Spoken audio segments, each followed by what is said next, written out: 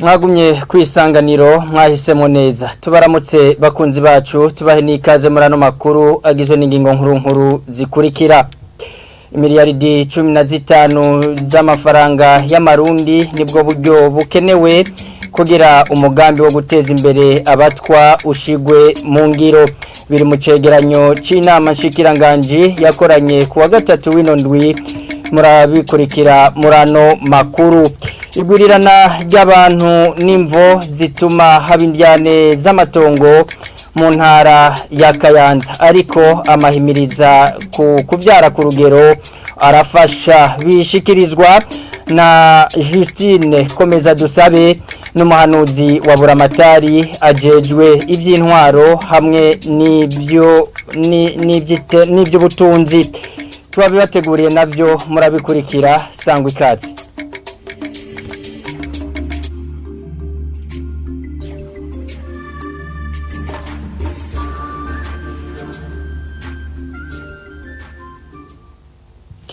Tuongera kubaramutsa tubahikaze murano makuru imiliyaridi zirenga 15 z'amafaranga y'amarundi nibwo buryo bukenewe kugira umugambi wo guteza imbere abatwa ushigwe mu ngiro.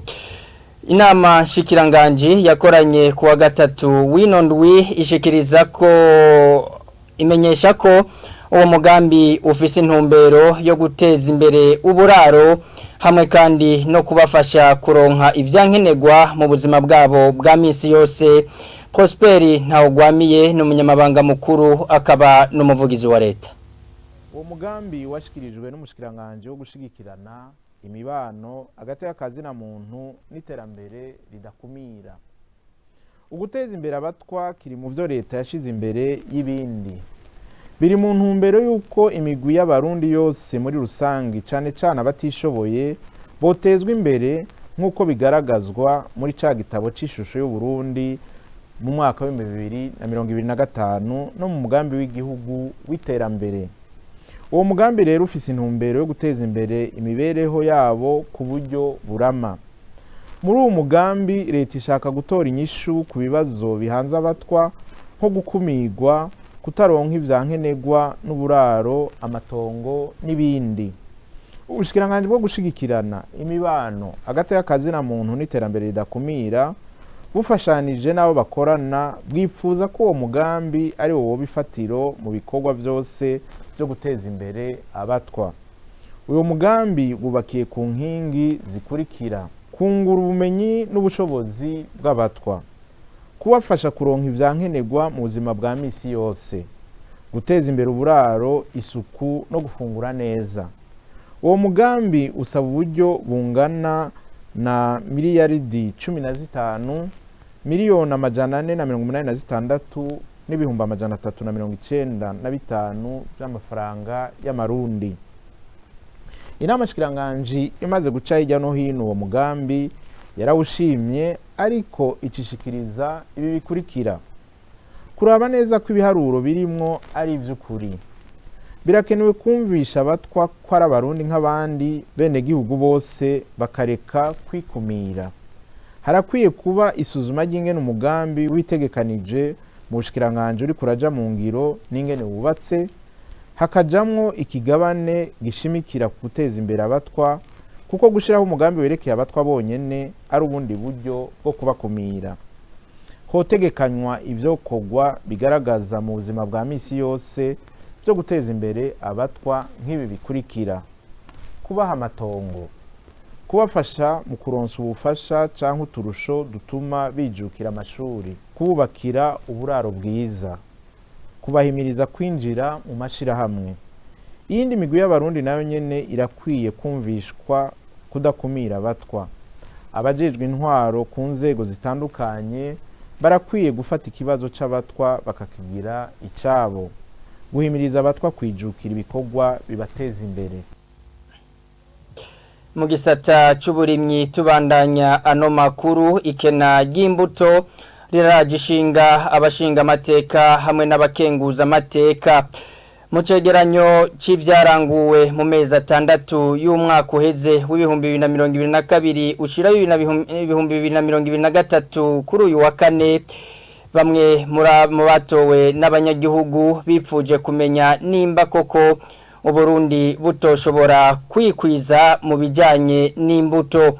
Umushikiranganje wa mbere yari umutumire mu nama nshingamateka arahumuriza ko abafashanya n'Uburundi bemeye uburyo buzotuma Uburundi buhabwa ububasha mpuzamakungu mu bijanye n'ivy'imbuto. Jean Dodier Irakoze niho yarari. Nkuko bamwe mu bashinga amateka n'abakenguza amateka babishikirije, ikibazo c'ikena ry'imbuto cyagumye kibonekeza naho ubushikiranganje bubijejwe bwagumye bwongereza imbuto zari zitekanijwe gukora mu mezi 6 ya mbere y'umwaka wa 2022 ushira 2023. Mu gihe izo mbuto ziva hanini hanze y'igihugu, igihugu naco kikaba cyashize imbere uburimyi, uyu mushinga amateka bazana imbu Burundi butoshobora kwibako mu bijanye n'imbuto. Yewe nagomba kubaza kintu bise ubushinganje bwashikirije kijanye n'imbuto ziva hanze. Akava hanze umugani ko kazunguri hise. Jere nako ndibaza none Burundi ko ari imbuto mbega amalaboratwari wacu akoze ubwo ntiyashobora kuboneka imbuto na zone zirimo n'ibiharage zishobora kunguka gusumba kugira ko birashobora gushika ugasanga hari ingorane zabaye hagati yatwe n'ubundi na Uganda cyangwa ibindi. Ico rero nagomba namushitangaje yuko tutogerageza tukabona laboratwari. Kuri ivyo umushikiranganje wa mbere yishura ko abafashanya n'Uburundi bemeye guterera uburyo bukenewe kugira ico gihugu gikora imbuto zemewe ku rwego mpuzamakungu ngo gutyo Burundi bushobore kwiba. Iki kibazo naco niko turagikorana n'abasanzwe badufasha kugira baturihira uburyo busabwa kugira igihugu cy'u Burundi kironke uburenganzira bwa certification y'imbuto ngaha mu gihugu, kuko ni certification internationale, si ibintu bizu uko nyene gusa ngo wa certifiye kugira natwe dushobore izo mbuto kuziduza ziri lokoni au niveau international. Hariho abasanzwe badufasha ko turakorana kandi batwemeye ko amafaranga bashobora kuyaturihira umenga n'amafaranga ngana $1,500,000. Nkuko icegeranyo c'umugwi w'amahujeje y'ubutunzi mu nama nshingamateka kibivuga, ubushikiranganje bujeje uburimyi bwakoresheje imbuto zikuvye kane kuzari zatekanijwe mu mezi 6 aheze, amatone yababa 830 kuyababa 215 yaratekanijwe. Naho biruko ico cegeranyo kivuga ko vyagumye vyibonekeza ko imbuto zikenye mu gihugu nka cyose. Amakuru yacu tuyabandanirize mu gisata c'imibano. Igwirirana ry'abantu riribonekeza mu ntara ya Kayanza, aho nko ku kilometero kwadarato usanga haba abantu baba 650. Justine Komeza Dusabe ni umuhanuzi wa Buramatari ajejwe intwaro n'ubutunzi, amenyesha ko ivyo bituma haduka indyane zifatiye ku matongo. Ngo mu byo bakora ariko ngo harimwo uguhimiriza abanyagihugu kubandanya bakurikiza ibijanye no kurondoka ku rugero. Tumukurikire. Ngaha mu ntara ya Kayanza igwirirana ry'abantu turabona ko abantu barondoka bagwirirana nico kimwe n'ahandi, mugabo ngaha mu Kayanza turabona ko mu ntara yose tugeze ku bantu 645 ku kilometero kwadarato. Murumva mwese ko abantu baguma barondoka ku bwinshi, na cyane cyane ko no mu makomine atandukanye, ahanini muri komine Kayanza na komine Gatara aho dusanga hari abantu benshi ku kilometero kwadarato. Hari igihe usanga kenshi aho imiryango ifise abagwiriye benshi, mbere usanga ari aho usanga ari bantu nikora badafise n'ivyo bareresha. Rero ingorane usanga turiko turakira abantu benshi bariko barapfa amatati y'amatongo, bariko barasangira agatongo gato kandi basanzwe ari benshi. rero ugasanga injyane zigumamwo hakaboneka n'ubwicanyi baganakubitana n'abana benshi usanga bari mu mabarabara rero abo bose nabo usanga badafise aho baba kubera ryagwirirana ry'abantu turabona kandi ku kijanye matati y'amatongo ahenshi usanga mu masentare amamanza ari menshi mu masentare bakira abantu benshi ugasanga rero biriko biratuma abacamanza bataja mu bindi ahubwo birirwa mu byo bijanye n'amatati y'amatongo nk'abajeje intwaro mu ntara turiko turagerageza tubandanya ivyo twatanguye no kuvuga nihimiriza mu bisanzwe mu mitumba yose mu makomine kugira ngo abene gihugu bumve kwigwirirana ry'abantu burya usanga rifise ingaruka turabahimiriza kugendera no gukurikiza impanuro bahabwa n'abajeje amagara y'abantu na cyane cyane kurondoka ku rugero ubuserukizi bw'ubumwe bwa buraya mu Burundi burashigikiye igice cya kabiri cy'umugambi wo guhangana n'ingaruka z'isibe n'indwano mu Burundi inyuma y'umwaka hanzitse indwano hagati y'igihugu cy'u Burusiya na Ukraine. Claude Boshu avuga ko iyo ndwano yasinzikaje isi eka mbere n'u Burundi burashikirwa akaba rero asigura ko bariko bagerageza uko bashoboye mu gufasha u Burundi mu bisata bitandukanye. Claude Boshu.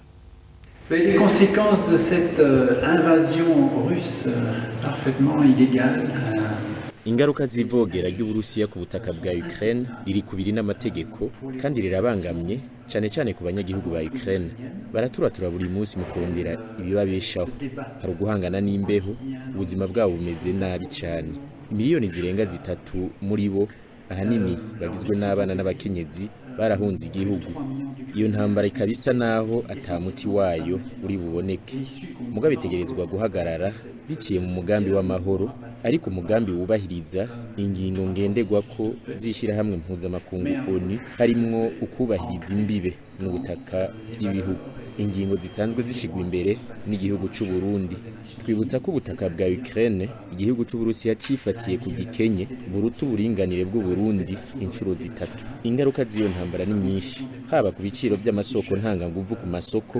ibiciro by'ibisabwa mu mahinguriro ndetse n'ibiciro by'umwavu w'ikizungu izo ngaruka rero zarakoze cyane ku buzima bw'abanyagihugu b'abanyaburaya eka mbere n'abarundi twaragerageje rero kurondera inyishu dufadikanije n'ishirahamwe mpuzamakungu ONU n'igihugu ca Turukiya kugira ibidandazwa biva muri Ukraine bishobore gusohoka ibidandazwa bigizwe hanini n'ingano ica gatatu c'izo ngano kija mu bihugu vya Buraya mu gihe ibice bibiri vya gatatu bija muri Afrika muri uwo mwumvikano twarashoboye gutuma amato asubira gukura ibidandazwa muri Ukraine biciye mu kiyaga cirabura Mer Noire aha mu Burundi twarashigikiye igice ca kabiri c'umugambi wo guhangana n'ingaruka mbi zibiza umugambi twatanguje haraheze imyaka twaratunganije mu misi heze ibujumbura umunsi wahariwe guhangana n'ingaruka mbi zibiza n'indwano witabiriwe n'ubushikiranganje butandukanye harimo umushikiranganje ajejwe amasoko ntanganguvu twararonse akaryo ko kuyaga kuvyerekeye ibigabane vy'uwo mugambi twoshigikira